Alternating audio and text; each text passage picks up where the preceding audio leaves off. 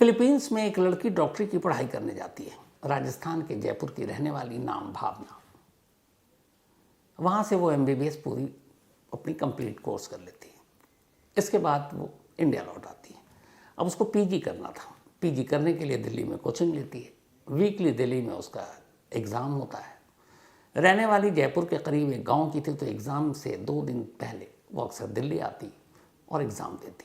दिल्ली में उसकी एक बहन थी, तो अक्सर वो अपनी बहन के घर ही ठहरा करती थी।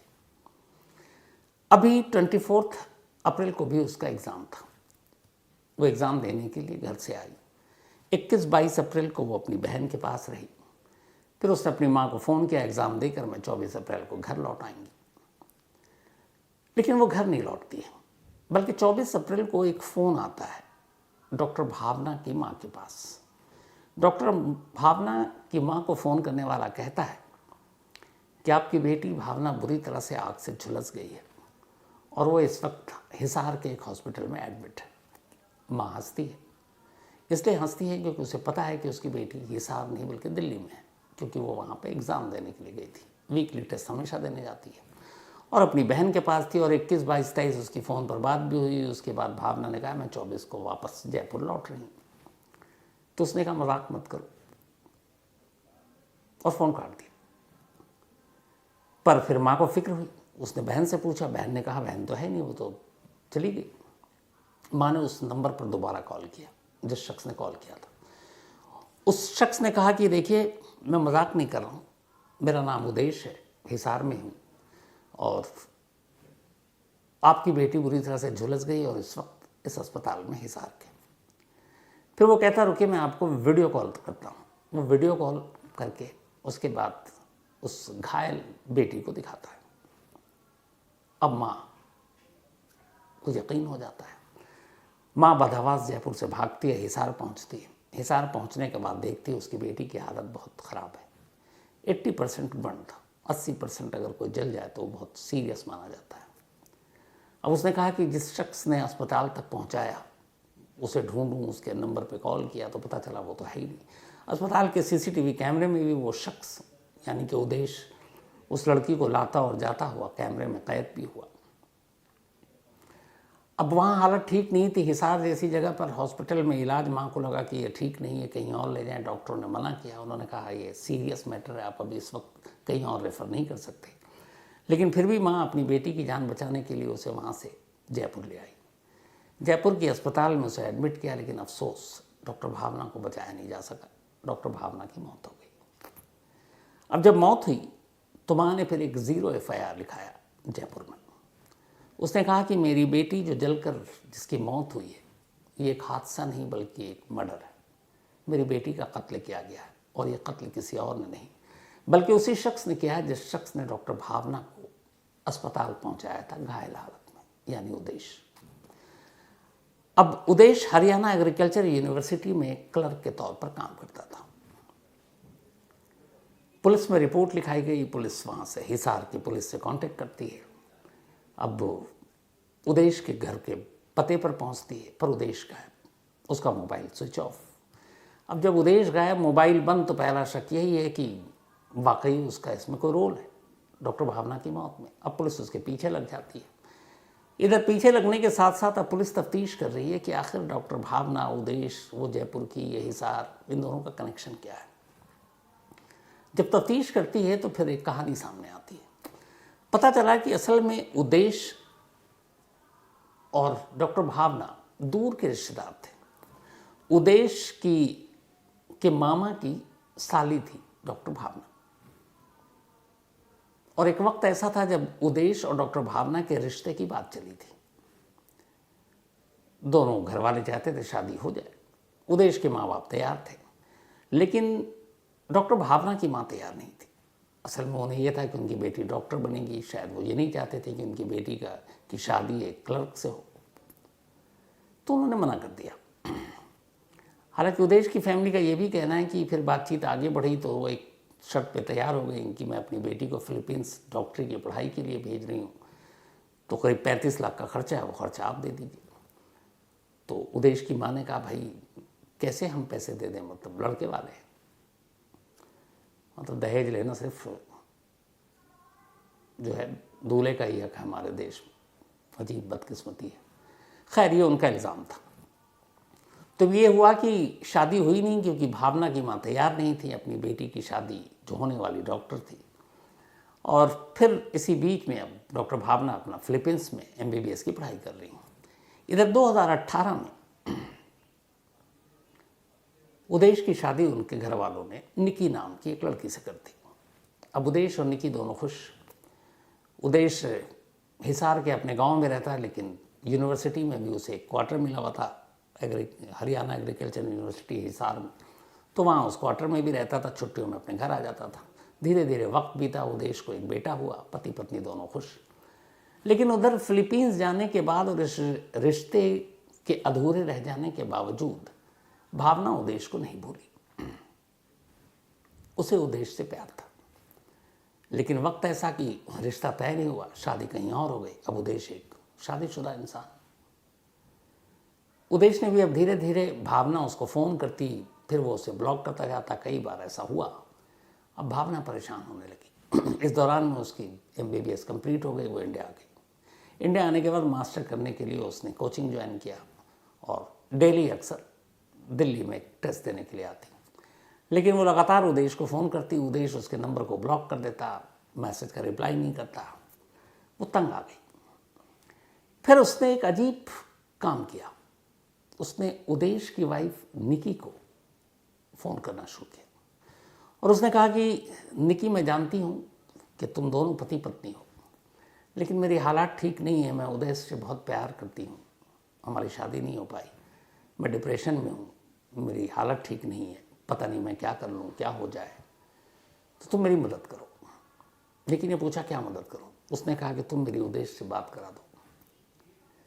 अब वो निकी को फ़ोन करती, उधर उदेश उसे मना करता, लेकिन वो निकी को मैसेज करती, निकी को फ़ोन करती, और ये सारे सिलसिला चलता रहा।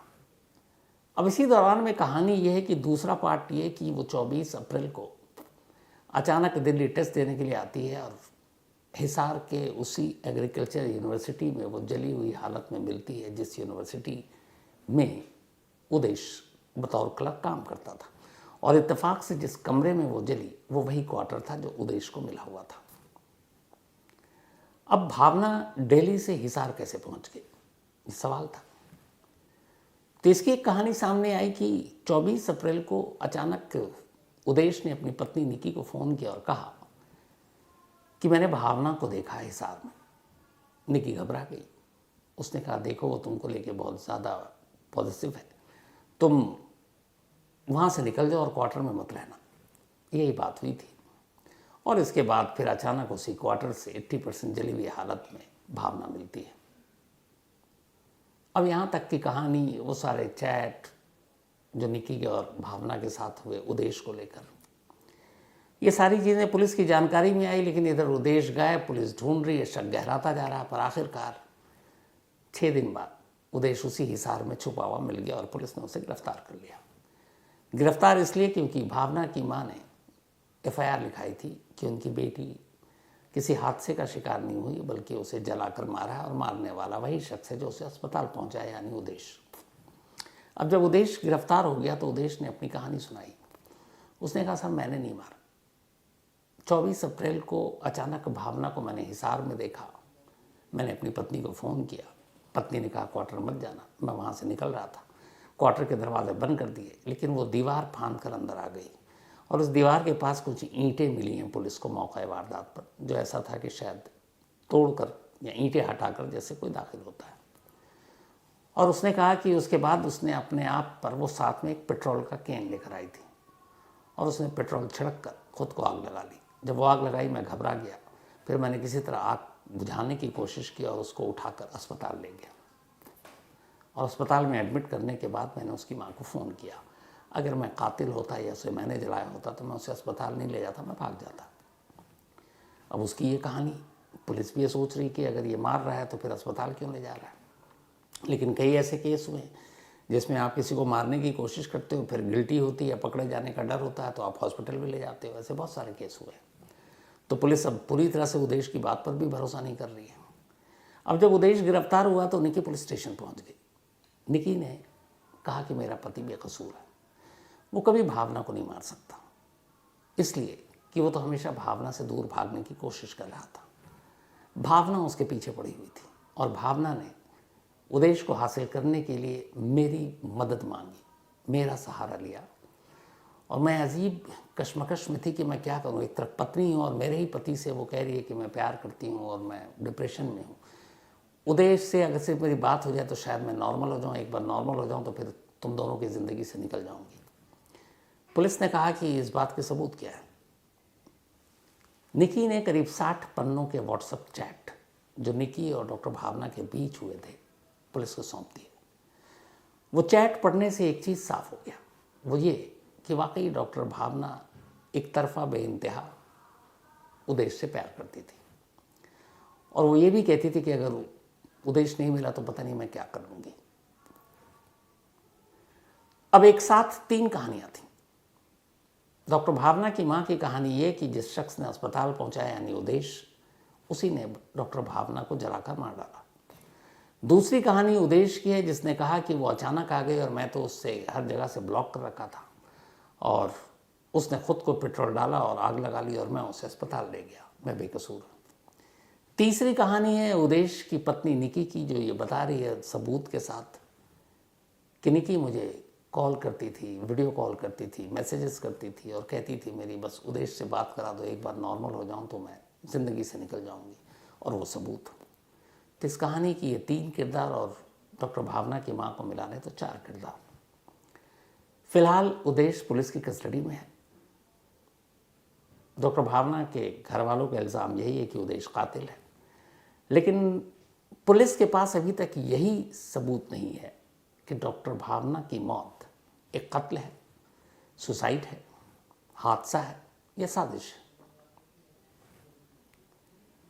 बेशक उदेश पुलिस के कब्जे में है, लेकिन डायरेक्ट कोई सबूत उसके खिलाफ भी नहीं अभी तक मिल रहा है। अब इन सारे केसेस को अगर कोई सुलझा सकता है तो वो एक, और इत्तेफाक से अभी तक ये पता नहीं चल पा रहा है, और वो ये है कि जिस पेट्रोल से, जिस केन में पेट्रोल लेकर या तो उदेश आया या भावना आई, वो पेट्रोल किसने खरीदा, वो केन कहाँ से मिला, कौन लेकर आया, और जो लेकर आया वही गुनहगार।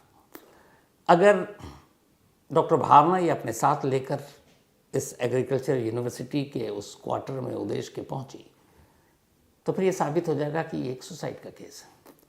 लेकिन अगर वो खाली हाथ गई और वो केन उसी क्वार्टर में था या उदेश लेकर आया तो इसका मतलब है कि उदेश गुनहगार है। तब ये पूरा केस एक पेट्रोल और पेट्रोल के केन पर टिका हुआ है। इसकी सच्चाई जैसे ही सामने आएगी, इस रहस्यमय केस की कहानी पूरी तरह से खुल जाएगी। पुलिस लगी हुई इस तफ्तीश में कि ये पता करे कि इस पेट्रोल और केन की सच्चाई क्या है, और जैसे ये सच्चाई सामने आएगी मैं ज़रूर इस कहानी का क्लाइमैक्स आपको बताऊंगा। फिलहाल क्लाइमैक्स अधूरा है। तो ये थी आज की कहानी खत्म।